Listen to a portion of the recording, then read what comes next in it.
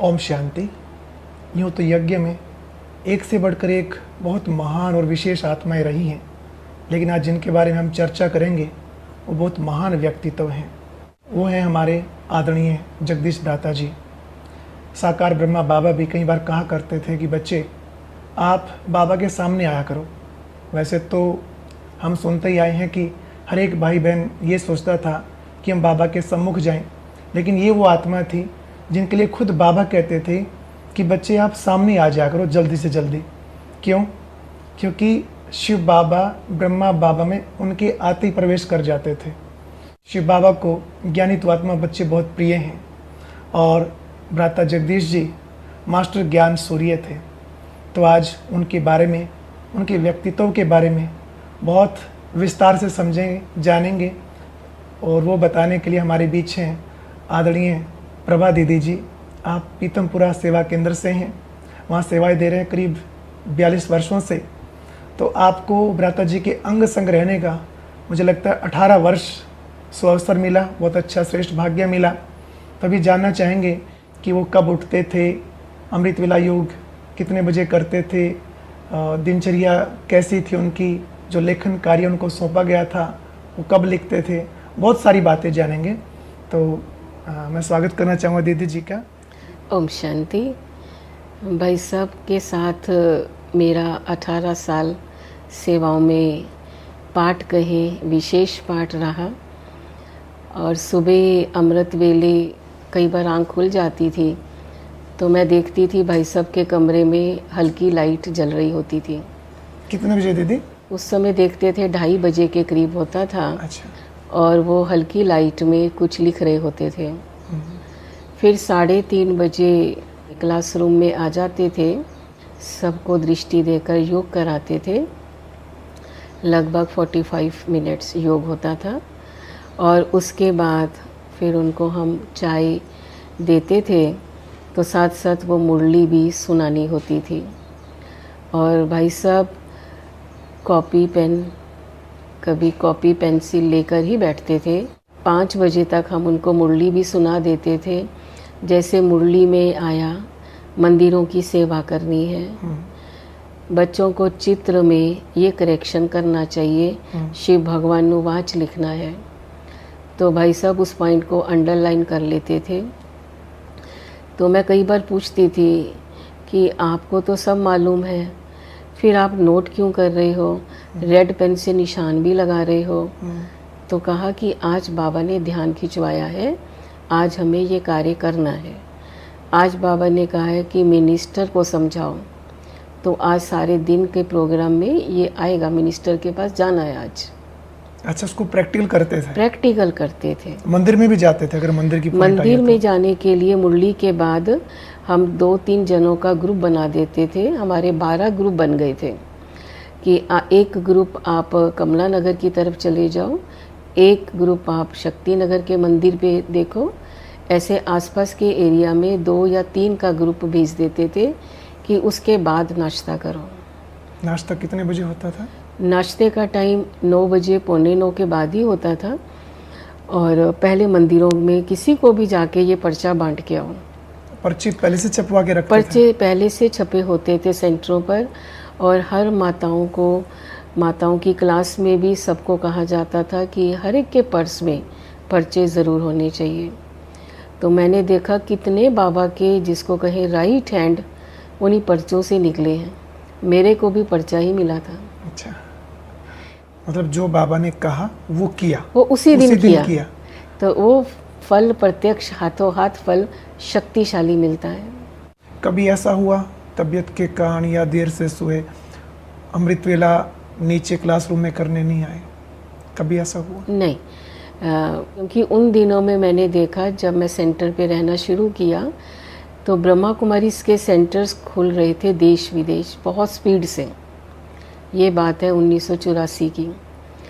और इधर हमारा ओम शांति भवन 1982 में जब फरवरी में उसका उद्घाटन हुआ तो यूनिवर्सल पीस कॉन्फ्रेंस, फिर उसके बाद राजाओं का सम्मेलन, फिर धर्म सम्मेलन, 3 सम्मेलन इकट्ठे किए। तो भाई साहब इतना व्यस्त रहते थे कारोबार में कि देश विदेश सेंटर से जो दादी जानकी के फैक्स आते थे उसका हमें उत्तर भी देना है। कभी वहाँ रात होती थी, यहाँ टाइम दूसरा होता था, तो काफ़ी टाइमिंग्स का भी क्लैश कह दें, डिफरेंट कह लें, होता था। तो भाई साहब अमृत वेले तब हॉल में नहीं आ पाते थे और हम लोग भी नहीं आ पाते थे, क्योंकि हम लोग भी उनके साथ साथ कारोबार में होते थे जो वो कह रहे होते थे।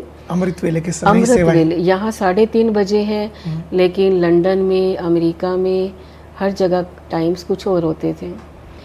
तो हम लोगों 2-3 बहनें थी जो फिर भाई साहब के साथ ही कारोबार में होते थे।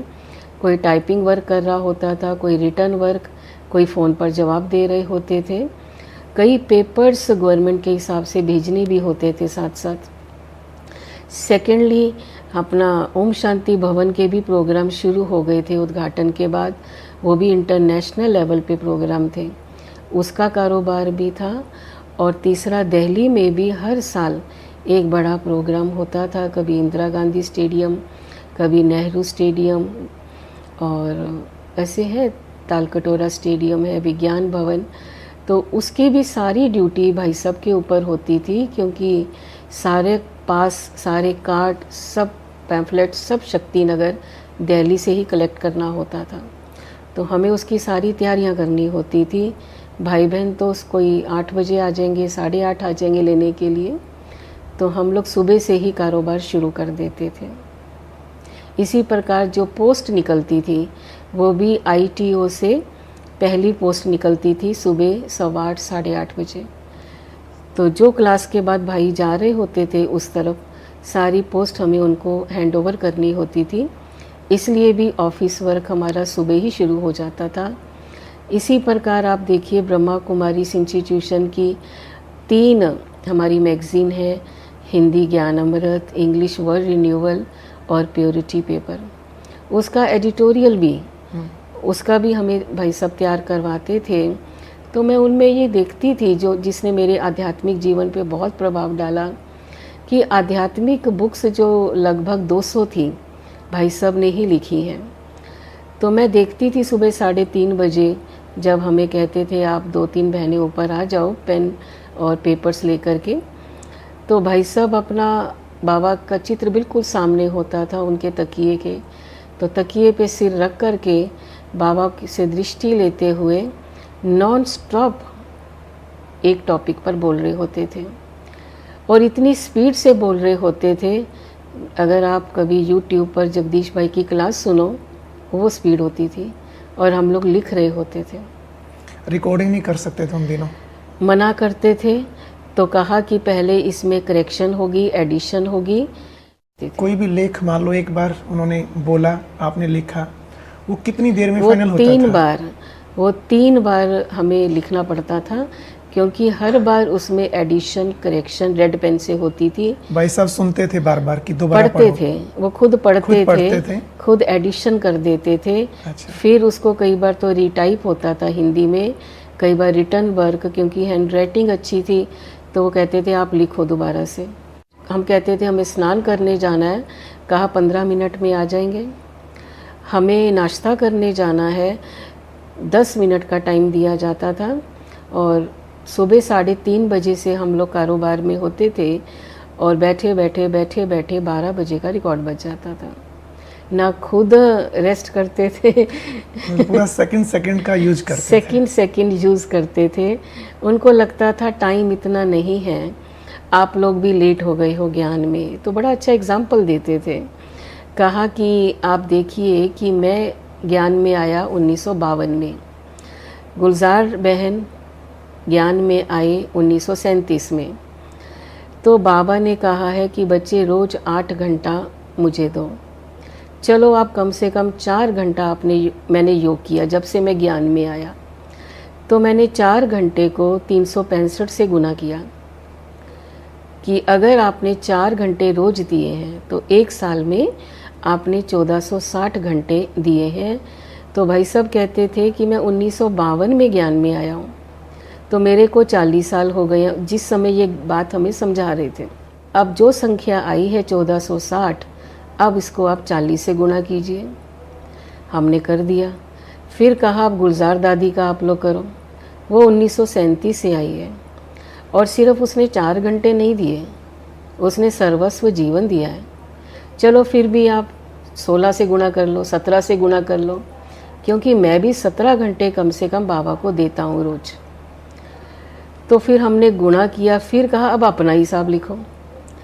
आप आई हैं अभी 1982 में, मैंने तो 40 साल बाबा के घर में भाई साहब अपना सुनाते थे, मैंने तो अपना 40 साल में पाप भी काटे हैं 63 जन्मों के, मैंने अपना 21 जन्मों का जमा भी किया है, मैंने 200 किताबें भी लिखी हैं, मैंने बहुत सेंटर्स भी खुलवाए बाबा की याद में, बाबा की आज्ञा से ट्रेनिंग भी दी, टीचर्स को भी लायक बनाया। लेकिन फिर भी मैं बाबा से पूछता हूँ हाथ जोड़ के, बाबा क्या मेरा पुण्य का खाता है? हम सब टीचर्स हैरान हो जाती थी कि ऐसी आत्मा जब बाबा की पदरामणि होती थी, बाबा को भोग खिला रहे होते थे, तो जगदीश भाई साहब बाबा के आगे हाथ जोड़ के खड़े हो जाते थे, बाबा मेरा पुण्य का खाता है। तो हमें इतनी हैरानी होती थी, तो मेरे को ये बात भाई साहब की याद आ जाती थी कि आप अपना हिसाब लिखो। आप 1982 8 मार्च को ज्ञान में आए और अभी आपने बाबा को रोज कितना टाइम दिया और आपके कितने पाप कर्म रह गए हैं, आपको कितनी स्पीड से पुरुषार्थ करना है। आपको अंतर्मुखी रहना चाहिए, आपको एकांतवासी बनना चाहिए, आपको आत्मचिंतन प्रभु चिंतन में रहना चाहिए। ऐसे 5 पॉइंट्स कहते थे। आपको चकोर की तरह चांद की तरफ उड़ते रहना चाहिए, सेकंड में नहीं लगना चाहिए कि आपका मन बाबा में टिक जाए। देखो, जब कोई लौकिक में भी बच्चा अपने घर में बैठा है ड्राइंग रूम में, आते जाते उसके पापा उसको देख रहे हैं, वो पापा को देख रहा है, तो आखिर उसके पापा उससे क्या पूछेंगे, क्या चाहिए तेरे को? अगर हम भी हर समय बाबा को देखते रहे, बाबा को याद करते रहे, एक बाबा आप ही मेरा संसार हो, एक बाबा दूसरा ना कोई, फिर बाबा कहेगा ना क्या चाहिए तेरे को। तो जो गुण हैं, जो शक्तियां हैं, वो आपके अंदर बाबा की समा जाएंगी, आप भी बाप समान बन जाओगे। तो अभी टाइम कम है सिस्टर, ज्ञान योग की गहराई में डुबकी लगाते रहा करो। तो ऐसे दादी गुलजार का मिसाल और अपना मिसाल देकर सारा हिसाब लिखवा, गणित निकालते थे हर पूरा बात में। गणित, फिर हमारा उस हिसाब से पुरुषार्थ करते थे। ऐसे तीव्र पुरुषार्थी बनो, सोचा और किया। तो जो मुरली में खुद जैसे कहावतें आती थी उसको स्पष्ट करते थे। क्या अर्थ है मिरुआ मोत मलू का शिकार, क्या अर्थ है इसका, सच तो बैठ नच। फिर उस पर दादियों के एग्जाम्पल सुनाते थे। जैसे हम कहते हैं ना, छोटों को प्यार, बड़ों को नमस्ते, पैरी पोना, तो वो चीज़ हमें यहाँ दिखाई देती थी भाई सबके साथ, कि सबके साथ प्यार से रहो। लेकिन जो हमारी दादियाँ हैं उनसे हमें सीखना है। दीदी एक बात और जानना चाहूँगा, भाई साहब ने इतनी किताबें लिखी हैं तो उसमें लौकिक ज्ञान भी भरा हुआ है, तो भाई साहब की लाइब्रेरी में बाहर की पुस्तकें होती थी लौकिक दुनिया की? जैसे मैंने दिल्ली यूनिवर्सिटी में जब ऑनर्स किया तो मेरे को भाई साहब ने कहा, एग्ज़ाम पूरे हुए और मैं अगले दिन से आश्रम रहने आ गई थी, तो मेरे को कहा कि आप अपनी कॉलेज की सारी बुक्स ले आना, क्योंकि अभी हम लोग ना विंग्स की सेवा शुरू करेंगे। तो उसमें हमारा एक पॉलिटिशियन विंग भी होगा, मेडिकल विंग भी बनेगा। फिर आपको पता होना चाहिए कि ब्रह्मा बाबा का वरदान है कमला नगर सेंटर माना शक्ति नगर सेंटर को, कि यहाँ से कुमारियाँ कभी ख़त्म नहीं होंगी। तो हम 3 कुमारियों ने सेंटर रहना शुरू किया, तो हमारी सीट पर 3 और कुमारियाँ बैठी होती थी। कहाँ से आ जाती थी मेरे को भी नहीं पता चलता था। अब उसका भी कॉलेज पूरा हुआ तो भाई साहब उसको भी कहते थे तुम अपनी बुक्स ले आएंगी। तो इस प्रकार से वैसे बाज़ार से नहीं खरीदते थे, अच्छा। लेकिन अपनी ही कुमारियों का, उन्हीं से बुक्स हम लोग लेते थे। रेयर ऐसा था कभी भाई साहब ने मेरे से लाइब्रेरी से 1-2 बुक्स मंगवाई थी, पर 1 हफ्ते में वापस भेजती थी। लेकिन उनका अपना मंथन बहुत होता था, क्योंकि उठते ही सुबह साइलेंस होती है तो उनकी स्टडी शुरू हो जाती थी। रात को कितने बजे सोते थे अक्सर करके? हम लोगों की रात की क्लास 9:45 बजे शुरू होती थी और लगभग 9:45 बजे पूरी हो जाती थी, क्योंकि अमृत वेले सबको 3:30 बजे हॉल में होना ज़रूरी है। तो सब 9:45 बजे ऐसे लगता था कि सब देवियाँ अपने अपने कमरों में मानो अपनी अपनी गुफाओं में तपस्या में जा रही हैं। और भाई साहब भी? भाई साहब का 2nd फ्लोर पर था, वो अपने रूम में चले जाते थे। वो भी समय पे सो जाते थे? भाई साहब भी, हाँ, 10 बजे सब सो चुके होते थे और सुबह सब 3:30 बजे हॉल में होते थे। और सुबह कई बार हम लोग कहते थे भाई साहब थोड़ा सा रेस्ट कर लें, तो कहते थे नहीं, बहुत ज़रूरत लगे तो 15-20 मिनट की छुट्टी मिलती थी। दिन में रेस्ट करते थे? दिन में रेस्ट करते थे, उसमें भी टाइम लिमिट दी जाती थी 1.5 घंटा। अगर किसी की तबीयत भी ऊपर नीचे होती थी तो वो दीदी भाई साहब से पूछ लेते थे, तो वो रेस्ट पर जाते थे। दीदी देखो, सेंटर पे संगठन होता है तो थोड़ा बहुत ऊपर नीचे कुछ न कुछ कहा सुनी भी कभी कभी हो जाती होगी। कुछ ऐसा कोई याद है उदाहरण आपको? भाई साहब ने फिर उसको कैसे मैनेज किया? मैं देखती थी कि किसी को कहने की ज़रूरत नहीं पड़ती थी, चाहे उनकी गुलदस्ते लाने की सेवा थी या सब जगह झंडे लगाने हैं, स्लोगन्स लगाने हैं, क्योंकि भाई साहब का खड़ा होना माना सब अपने आप अपनी सेवाएं, अपनी ड्यूटीज़ अपने आप करते थे। और भाई साहब उनको बड़ों के प्रति रिस्पेक्ट, रिगार्ड ज़रूर सिखाते थे कि हमारा सबके प्रति आदर भाव, सेवा भाव सदा होना चाहिए। और भाई साहब सबको यही कहते थे, ये कार्य किसका चल रहा है, ये आपको कौन आज्ञा दे रहा है, ये हम शिव बाबा की प्रत्यक्षता के लिए ये स्टेडियम हमने लिया, ये हमारी युवा एकता पद यात्रा का समापन समारोह का प्रोग्राम है। तो 2-3 महावाक्य उच्चारण करके सब में उमंग उत्साह भर करके फिर सब अपनी अपनी सेवाओं में लग जाते थे संगठन में। मैं एक बात और बताना चाहूँगी कि संगठन में जैसे हम सेवा केंद्र पर 10 मेंबर्स रहते थे उन दिनों में, मान लीजिए किसी की कोई बात ऊपर नीचे होती भी थी तो भाई साहब उसको अकेले में बुला कर के समझाते थे। लेकिन उसको लगता था कि नहीं, आज मेरा मूड ऑफ है, बस मेरी गलती भी नहीं थी लेकिन मुझे डांट मिल गई और मेरा मूड ऑफ हो गया है, मेरे को आज किसी से बात नहीं करनी। तो भाई साहब उसको बड़े प्यार से कह रहे होते थे, कोई भी बहन होती थी, छोटी हो या बड़ी हो, कहते थे अच्छा आज आप खाना नहीं खा रहे तो आज मानो शिव बाबा भूखा रहेगा, आज आप भगवान को भोग नहीं लगाएंगी ना, ये तो ठीक बात नहीं है, पूरे चक्र में आपको कौन खिलाएगा? कहा जी बाबा खिलाएगा, भगवान खिलाएगा। तो आज आप नाराज़ किसी और से हुई, मन मुटाव किसी और से, सज़ा किसको दे रही हैं आप? बाबा को।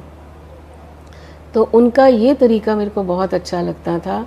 कोई भी बहन हो, पुरानी हो या नई हो, छोटी हो या बड़ी हो, वो बाबा को बीच में लाते थे कि बाबा को भूखा नहीं रखो ना, बाबा को खाना खिलाओ। तो वो बहन चुप करके खाना खा लेती थी, सब कुछ करनी, उसका मूड ठीक हो जाता था। कहा हंसो, उसको हंसा के रहते थे। दीदी कोई एक सादगी की बात बता दो, क्योंकि हमने जाना है, सुना है कि भाई सब बहुत सादगी से, बहुत ही सादगी कहें, त्याग मूर्ति कहें। भाई सब के साथ कभी चंडीगढ़ गए, कभी मैं हरिद्वार की तरफ, कभी मुजफ्फरनगर, जहाँ भी उनको कुछ सौगात मिलती थी, कुछ महंगी चीज़ें भी होती थी, तो ला कर के कहते थे अलमारी में रख दो। भाई सब के कमरे में एक अलमारी थी, वो सिर्फ सौगात की अलमारी थी, तो हम रख देते थे। और शरीर छोड़ने से 5 साल पहले उन्होंने कहा कि सारी अलमारी खाली कर दो और सारा सामान निकाल के रख दो, और ये मधुबन के लिए मुझे जो कपड़े थोड़े से चाहिए, ये मधुबन की अटैची में डलवा दो भाई से। तो मेरे को तब भी समझ नहीं आ रहा था। मैंने कहा भाई सब सारी अलमारी खाली कर दी, कभी कुछ गिफ्ट तो रखनी होती है ना अपने पास। कहा नहीं, ये नीचे जाकर ना आप चक्रधारी बहन को सारा दे दो, और ये एक्स्ट्रा जितने भी कपड़े लग रहे हैं ना, भाई सबके पास टोपी भी रखते थे, तो वो टोपी है, कुर्ते पजामे हैं, और चप्पल तो होती 2 जोड़े थी बस। तो कहा ये सारे नीचे दीदी के पास रखवा दो, और मधुबन के लिए मेरी अटैची में इतने कुर्ते पजामे भाई से सब चीज़ें डलवा दो।